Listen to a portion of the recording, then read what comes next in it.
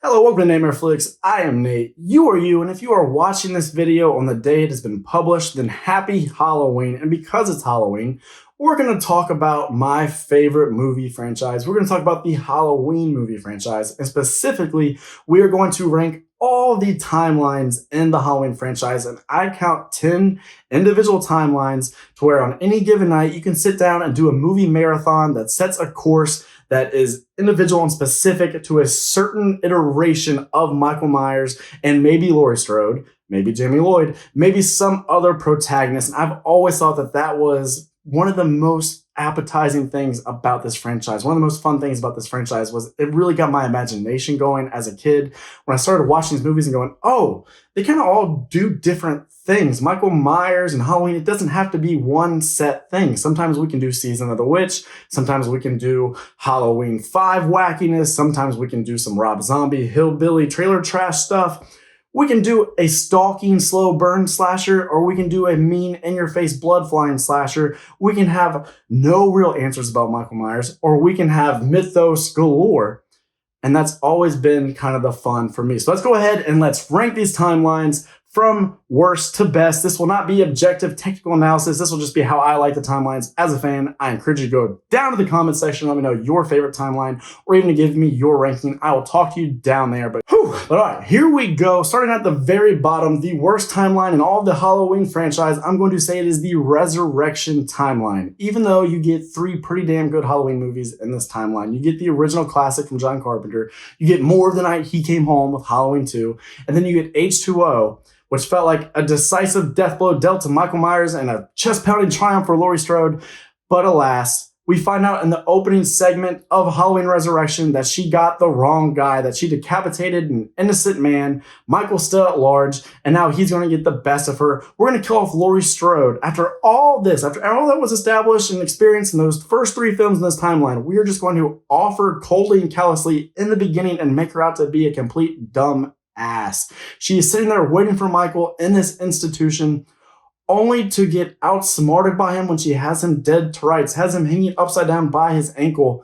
But she goes in because she can't be fooled again. She has to make sure she's not going to kill yet another innocent man, as if an innocent man would have strode up to her door at this institution trying to kill her. But I digress. Nonetheless, she goes up and she goes to unmask him. She doesn't unmask him. She gets stabbed. Then she gives him a kiss. She kisses her brother on the lips of his mask. What the F are we doing here? And it doesn't get better from there, because then from there, we get stuff like Busta Rhymes verbally dressing down Michael Myers, telling him what to do, making him his little biatch, calling him a crispy fried motherfucker, and then roundhouse kicking him into F this. You see what I'm saying? I don't think I need to go any further. This is the worst. Number 9 is the zombie timeline, or the Rob Zombie timeline, I should probably say. And look, this is number 9 because even though I've worked really hard to like the first movie, it was my least favorite Halloween of all time the first time I watched it. I've since noticed some merit in it, and I have a good time with the theatrical version of Halloween 2 because it's like a fever dream. It's like an acid trip involving Michael Myers and Laurie Strode. But at the end of the day, I think both director's cuts of these movies are unwatchable, and I despise them. And this just doesn't really feel like Halloween. It can be a fun, good time to watch both of these, and to see this conversation of the first movie feels like it's saying serial killers are born from nurture, and then the movie being like, no, the sequel saying, no, it's definitely nature. Look at what's going on in the minds of Laurie and Michael. But it just doesn't. When you hear Halloween, is this what you think of? I don't think so. I don't think you think of a mountain of a man, Michael Myers, with a shaggy hobo beard and a tattered mask. I don't think you think of trailer trash people berating one another and slinging around insults and obscenities. I don't think you picture young Michael Myers slitting the throats of rats in his bathroom sink. And that's ultimately the big problem here for why it is so low on this list, is that when you say Halloween, I most certainly do not think about anything really regarding the zombie universe. You have to specifically say, hey, Nate, Rob Zombie Halloween, before my mind will go there. Number 8 is the Season of the Witch timeline because, well, it is a one-off that does not include Michael Myers, so much like the previous timeline. When you say Halloween, I think Michael Myers. I think Dr. Loomis. I think Laurie Strode, Jamie Lloyd, that type of thing. I think about, the Halloween main theme. I think about Laurie's theme. I don't think about Season of the Witch and that little jingle and the cool mask. So even though that this aesthetic is undeniable and I love the creative team behind this movie, even though it has a lot of elements that I think are really fun and cool, and I think it is a pretty neat Elseworld classic Halloween movie, classic Halloween as in the holiday, as in Samhain, as in, Celtic religion. Not so much classic Halloween in terms of Michael Myers and what we think of when we think of this franchise. It is the black sheep, and that's why it is so far down here. Number 7, we're going to go with the Thorn timeline, which gives us 78, 81, and then fan favorite Halloween 4, and then Halloween 5, and then Halloween 6. And this one's here above the other preceding because it is really fun. There's some great atmosphere throughout. There's some really cool ideas. But it's also not higher because it's so messy and it's so contradictory in certain elements and also over-explains Michael Myers. So obviously the classic original and then the direct follow-up with H2, that's great stuff. Halloween 4, I absolutely love. It's what really brought me into this franchise as a kid because I saw myself and Jamie Lloyd getting chased all around Haddonfield by an iconic slasher killer in Michael Myers. I love her relationship with Rachel. And I love that that movie really kind of throws Dr. Loomis into the center of things and makes him almost like a main character because I think Donald Pleasance deserved that treatment. I love the Halloween atmosphere of that movie, but then we move right along to 5. And to me, 5 is the biggest what if of the entire franchise. Because here, the franchise had been dormant for a little bit and sat on the sidelines while the 80s just threw out buku slashers. Finally, Michael gets in the game and he comes back with a strong outing in Halloween 4. And we have that fantastic climax where Jamie's holding the knife at the top of the stairs and Dr. Loomis is screaming, no, no. And you just go, what's going to happen next? Where are we going with things? And then all of a sudden we come back and Michael's been sleeping with this weird guy with the parrot for a year. And he's now got this weird tattoo that we've never seen on him before. And he's wearing a mask where he looks like Nicolas Cage. There's this mysterious man in black coming along and you go, oh, well, maybe there'll be redemption in the man in black. Maybe that'll be something cool. And then we find out that no, the man in black was a guy who was always working at the asylum that Michael was staying at all through his teen years, that Dr. Loomis was going to visit. And that he's the head of this cult of Thorn. And that's why Michael had that tattoo in 5. And that there's this baby now. And that this baby was born out of forced relations between Michael and his niece, Jamie. And so while I love 6 because it was one of the first movies in this franchise I saw, and because it has a stormy, wet, damp, late October atmosphere, and it has all those great autumnal vibes, and Michael is imposing and vicious, and there are fun sequences in this movie, the movie is such a butchered mess when you look at it from a narrative standpoint, from an editing standpoint. When you look at all of this stuff going on in this timeline, for everything that is great, there's maybe 1 or 2 things that's pretty awful. Number 6 is going to be the David Gordon Green trilogy timeline, which includes the original 1978 film and then jumps 40 years to 2018 with Halloween 2018, Halloween Kills, and Halloween Ends. And this one is a little reminiscent of the Thorn trilogy in that it has really high highs and really low lows, and it has a convoluted mess of a story that seems to contradict itself at every turn. Anytime you start to really latch onto an idea and you think you know where things are going to go, David Gordon Green second-guessed his decisions and landed on something else to where nobody probably loves each and every entry because each entry is kind of pointed to someone else and someone other take of Michael Myers and what he should be and how much should be explained. So we get 2018, which felt like a triumphant return to form and seemed like a great tale for Laurie Strode and for Michael Myers and seemed to have a pretty great endings where we didn't have to go any further, but it made so much money at the box office that we had to announce a trilogy, which really kind of took the stakes out of this second film because you had to know Michael and Laurie were likely to survive. Laurie ends up getting sidelined, and it's just a filler movie that's supposed to be fun for the fans. So you get a lot of Michael Myers kills, which is great, but you also get a lot of dumb fuck Haddonfielders doing really dumb things that you can't explain and just the worst dialogue you've seen in a modern movie. And then from there, we go to Halloween Ends, which was ultra divisive because you have some cool ideas. You have this passing of torch, which we've done earlier, like we talked about with Jamie Lloyd. We've done this in the franchise, but there was no setup, no time given to develop this. We get this character and all of a sudden, boom, he's the new Michael Myers and he's out wrestling Michael in the sewers and telling him he's just a man. So for all the great moments where they were able to build tension in this new trilogy, for as wonderful as Christopher Nelson did on designing this Michael Myers mask, for all the wonderful kills, for all the great music that John Carpenter and co. designed for this new trilogy, for all the wonderful stuff in this, there's just as much stuff that goes, man, we could have had something truly spectacular. We could have really had something spectacular if you had 2018 and then you truly had an endpoint in mind with Halloween Ends and we weren't just making stuff up and second guessing ourselves all the way through the finish. Number 5, the midpoint, is going to be what I will call the H40 trilogy. Well, I guess it's not a trilogy. It's actually just 2 films because David Gordon Green decided to dash out Halloween 2. So this timeline, H40, is just the original movie and then David Gordon Green's 2018 film. Now, there's a lot to love here. Obviously, the first movie is a classic and one of the most important horror movies of all time. And really, that's what Halloween 2018 set out to do. And so there's all sorts of callbacks to a bunch of films that this movie cancels out, which is a little bit weird of a decision, but also kind of fun for a fan. Michael looks freaking awesome. The kills are great. He's scary. He's imposing. We have suspense. We have tension with like that long take where we just follow him, where he goes to the shed to get some weaponry, and then he goes inside the house and kills the woman. We have the bathroom stall moment. We have the moment where he's hiding in the closet. There's all sorts of stuff to where we build up that tension, and we have good chases with the shape chasing Allison, and then that awesome music by John Carpenter just booming through the auditorium of your theater. But also, Jamie Lee Curtis's character, Laurie Strode, is just a little too nutty in this movie. It doesn't quite seem earned because you got rid of all those sequels. I think if we had gone Halloween, Halloween 2, Halloween 2018, then her wanting to be this Sarah Connor-esque character who has sequestered herself in the woods and ruined the childhood and upbringing of her daughter because she's living in fear of Michael Myers while also waiting and thinking about freeing Michael Myers so she can kill him.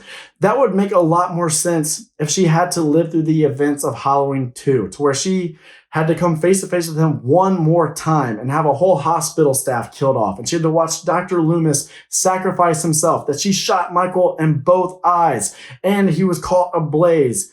And yet he's still now in the asylum and he's still breathing. He's still ticking. And nobody understands what is going on with this guy that hasn't spoke a single word in 40 years.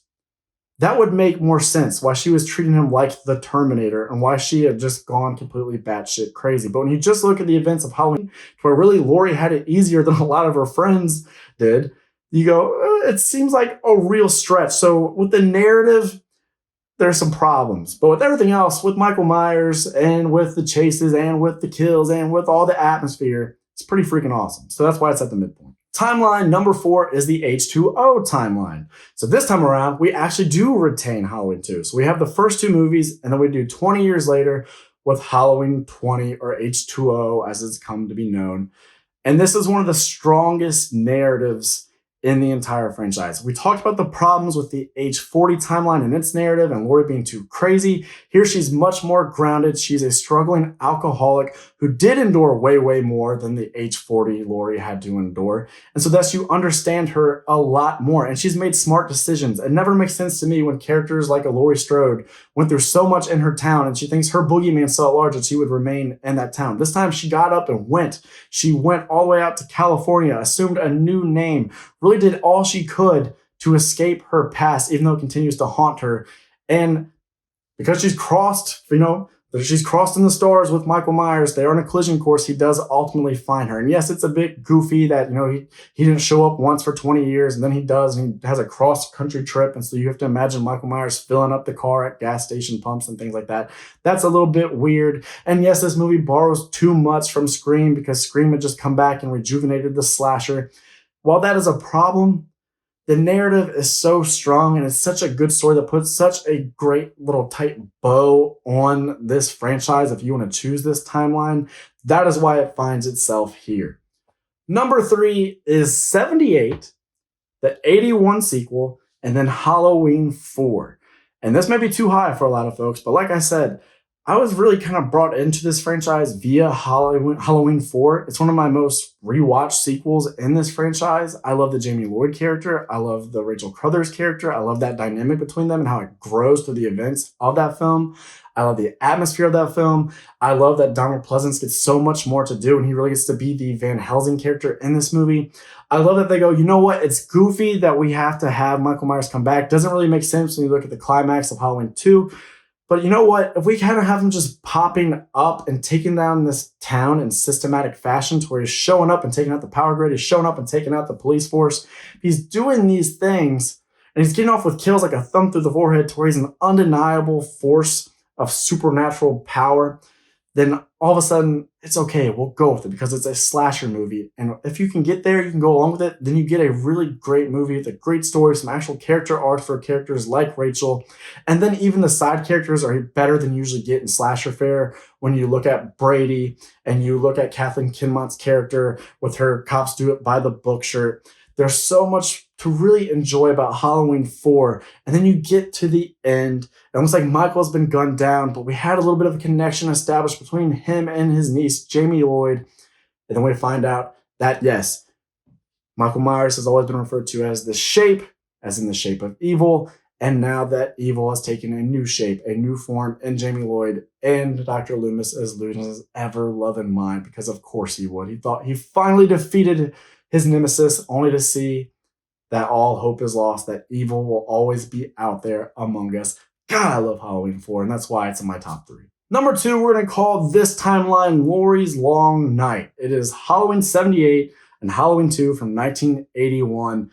It's the night he came home and more of the night he came home. I love that we retained so much of the original creative team and that we have that Dean Cundey cinematography. I think some of the later sequels are really missing that type of cinematography and that type of atmosphere that feels like a crisp, cool, chilling October night with chilling, horrific events unfolding before your eyes. It is a shame that Laurie's character kind of does get sidelined for much of it, but it's okay because we retain so much of that original DNA. We see Dr. Loomis still on the trail, still trying to figure things out, follow the breadcrumbs to figure out where Michael is now until it all leads him up to the hospital with Michael and Laurie. We have a fantastic fiery finish, and I don't love the twist that we find out that Michael and Laurie are siblings. I always liked that Michael was just a kid that one day picked up a knife and randomly started killing, and that from then on, he's just this force that you can't define. Is he man or is he supernatural? Is he something in between? What is his motive? Does he have a motivation or is he just this killing force? What is going on with this character? I don't like that we defined him and defined a relationship to Laurie. It was so much more interesting when he just started stalking her and clung to her because that's who he laid eyes on in his home when she came to drop the keys off. But if we have to tie him to anybody, might as well tie him to Jamie Lee Curtis and to Laurie and to make it to where he's out to kill his bloodline, because then that does open you up to things like Halloween 4, which does in fact work. And if we want to rejuvenate this franchise, I would want to spearhead off of the story of Halloween 4. And so bringing in this whole family dynamic, it's not the worst idea that John Carpenter could have come up with while killing 6 packs of Budweiser. This is a great twosome, a great 1-2 punch, a great horror movie marathon. If you ever want to do a thing where you stay up late and watch 2 Halloween movies, you can't really do much better than Halloween the original and then Halloween 2. And number 1, we're going to call this Carpenter's Timeline. It is just John Carpenter's original. It is the indelible classic. It is the 1978 film Halloween and nothing else. That was originally how the story was supposed to go. We see Dr. Loomis shoot him. He careens over that balcony. Loomis goes to look over the balcony and he's just gone. And then from there, we get my favorite moment in the entire franchise. We just get these still shots of everywhere Michael has been, everywhere that he has stalked, chased, murdered, and been a voyeur. And you hear his labored, heavy breathing, almost as if to say, the impact of this night will be felt for decades to come. That there is no safety, there is no security. Evil is always lurking and waiting for you.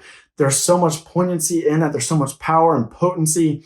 And it's just really freaking interesting. So much more interesting, really, than going on to over-explain as we would do with the sequels. I talked about in the opening that this franchise has always triggered my imagination and creative side. And I think that this ending, it does that more than any sort of follow-up ever could. there's a reason this movie has stood the test of time. There's a reason that it is the classic. There's a reason that it's inspired so many copycats. And that is why it is my favorite timeline in the Halloween franchise amongst so many timelines. So if you enjoyed this video, please hit like, please hit subscribe. We talk about Halloween pretty damn often. When we're not doing that, we're talking about other great horror films.